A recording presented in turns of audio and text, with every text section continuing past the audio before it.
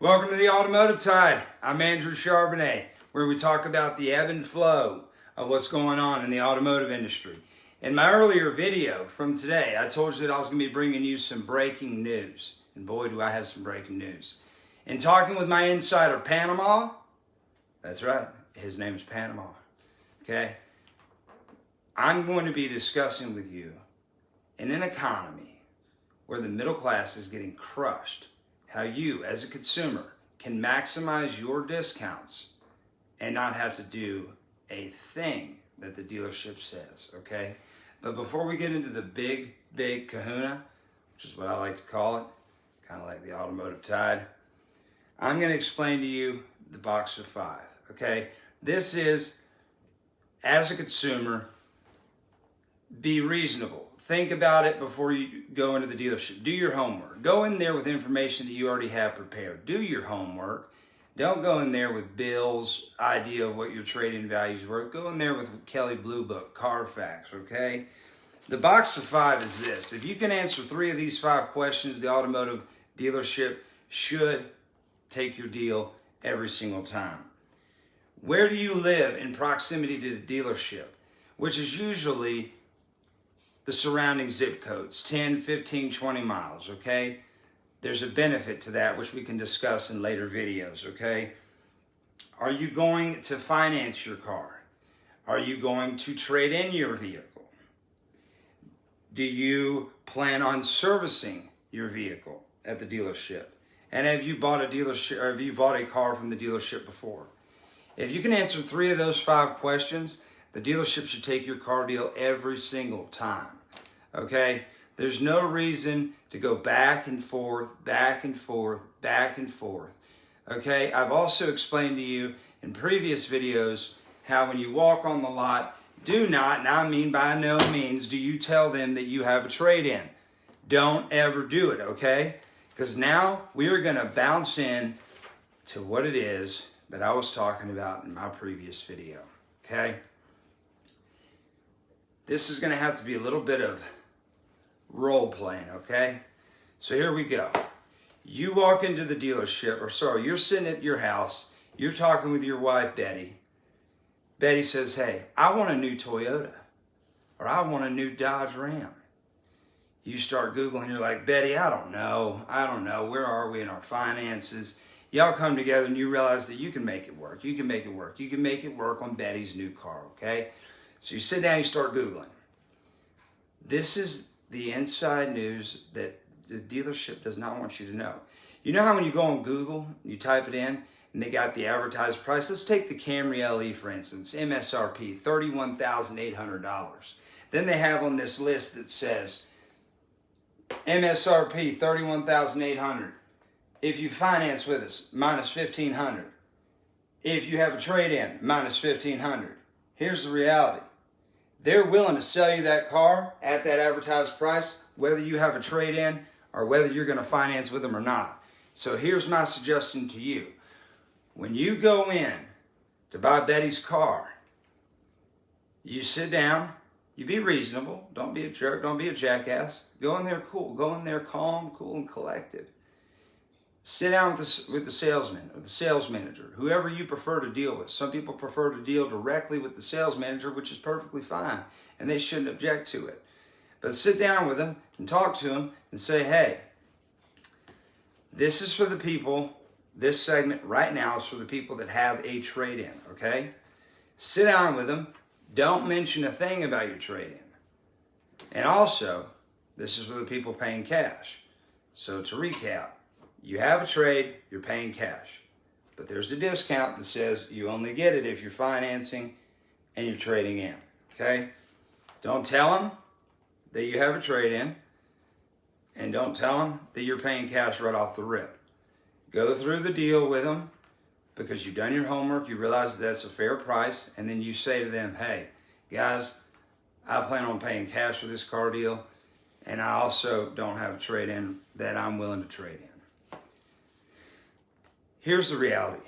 If you're nice about it, if you're courteous about it, you've done your homework and you sit down with them, the dealership is going to take your car deal, okay? They may throw a little hissy fit, but you're going to tell them, hey, I'll take the car deal as long as I get the advertised price online.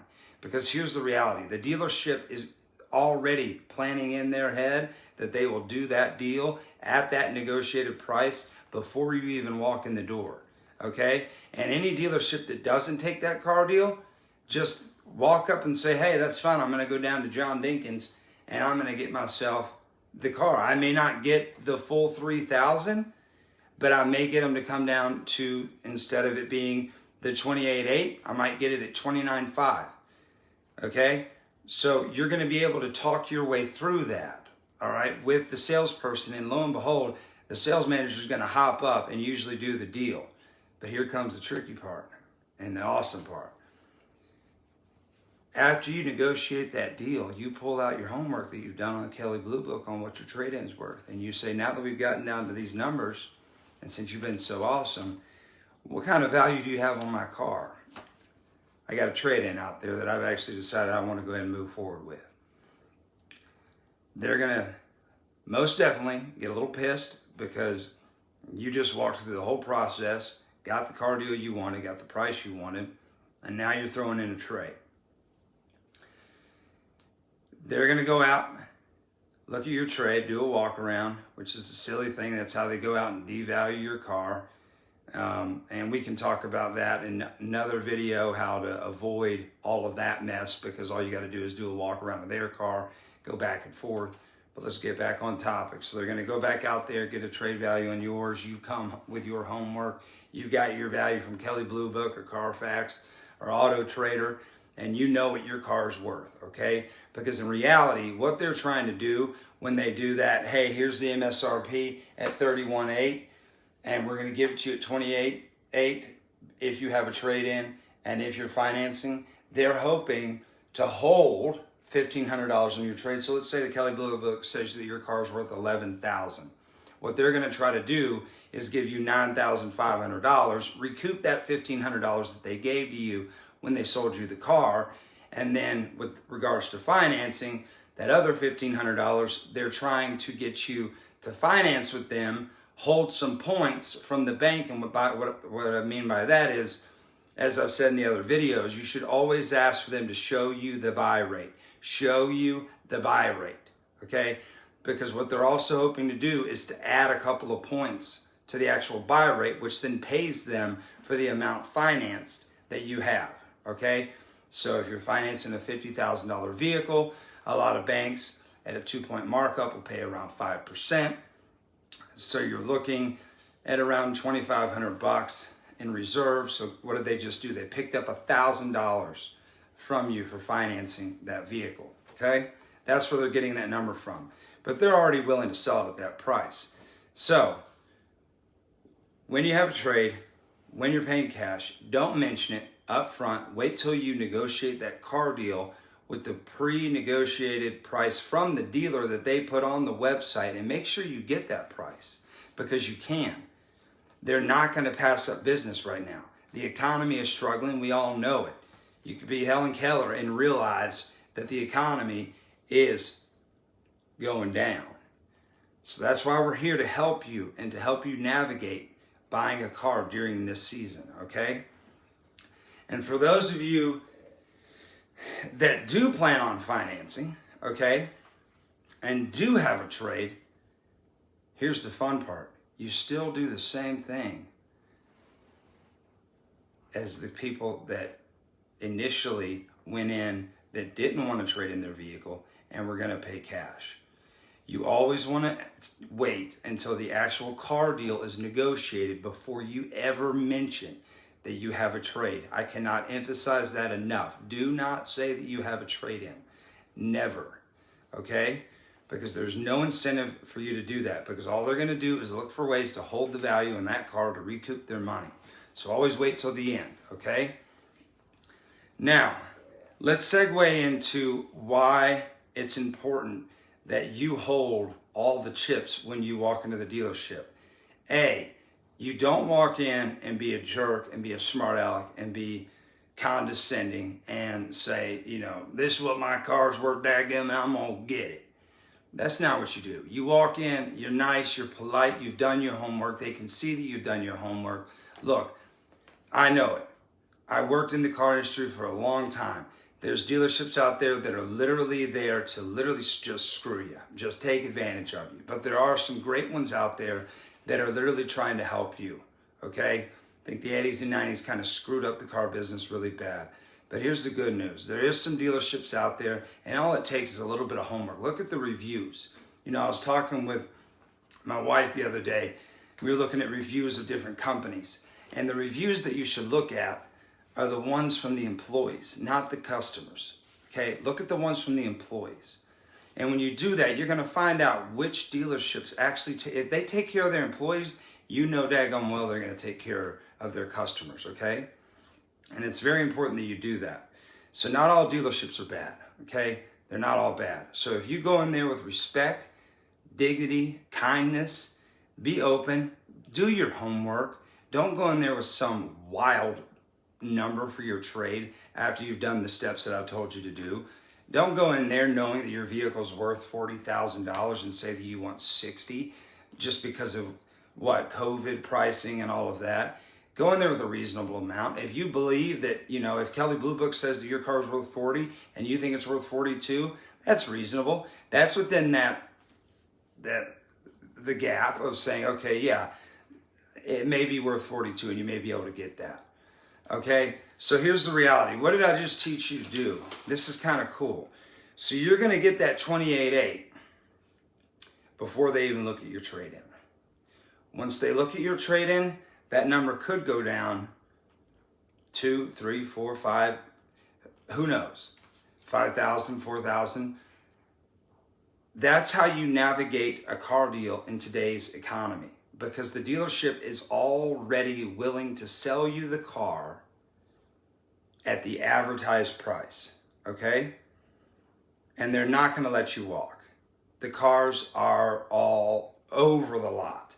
They're not in business to keep cars on the lot. They're in business to get cars off the lot, okay?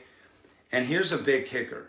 If a dealership says this is the best offer we have, and then you get a phone call an hour later, what just happened? And they tell you that they can now do another 1,000, they just lost all credibility, because when you were just in there, they just told you this was the best offer they had. And now all of a sudden they're willing to do it. I would still go to Don Jenkins and buy the car. Why? Because you know that they're going to take care of you. Okay? Let's jump back to the box of 5 now. Okay? Why is the proximity to the dealership so important? If you live within 15 miles of the dealership, there's a high probability that you're going to service your vehicle at the dealership. And this is going to be one of my favorite videos to get into down the road, about how the money is made in a dealership. It's made in the service department, fixed ops. If they can get their store to 100% fixed absorption, that means that everything that is sold up front, including the cars, the finance, is pure profit. The money is made in the service shop. I don't care what Ramsey or any of the other guys say. Money is made in the dealership in the service department, okay? So that's why it's so important. If you live within a proximity of that dealership, they know that you're going to service the vehicle with them. They're going to get their money back that way. And if they did a great job, they deserve your business. Like I said, this isn't a video to try to detract you or try to tell you how to just screw over dealerships. It's a way that it's mutually beneficial, okay? Because if they're going to throw out an advertised price, they should honor it. You shouldn't get penalized because you were smart enough to save money to pay cash for a car. I've never believed in it, never thought it was good. And guess what? The reality is if you go in and you're paying cash for a vehicle and you get a sales manager that treats you with respect and moves along with the car deal and gives you the advertised price, the likelihood of you taking advantage of some of the great products in the finance department are very high. If you go in there and you have cash and you're not trading and you don't get that deal, the likelihood of you buying anything in the finance office is very low. So it does no benefit to the dealership to deny your car deal. But I'm telling you, if you go in there and humble yourself and be respectful and know what you want and do your homework, you're going to walk away from there with a beautiful experience. And more than likely, even if you live 30, 40 miles from the dealership, there's a good chance you're going to return to that dealership just because of the way that you were treated, okay? I can't wait to continue these videos. They're going to be awesome, informative. I hope that this helped out a lot. I'm going to be teaming up with the Economic Ninja to expand upon this a little bit more. So make sure, as I've said before, like and subscribe. And make sure you click on that link for AutoPro. 80% off, okay, on how to buy, sell, negotiate inside and outside the dealership, okay? This is your opportunity right now to click the link below, save 80% on a class that the Economic Ninja put together. Great guy, great friend of mine, and he has done a wonderful job, and you're going to get 80% off, okay? Stay tuned to the Automotive Tide, where we talk about the ebb and flow of the automotive industry. Thank you. You guys have a great day.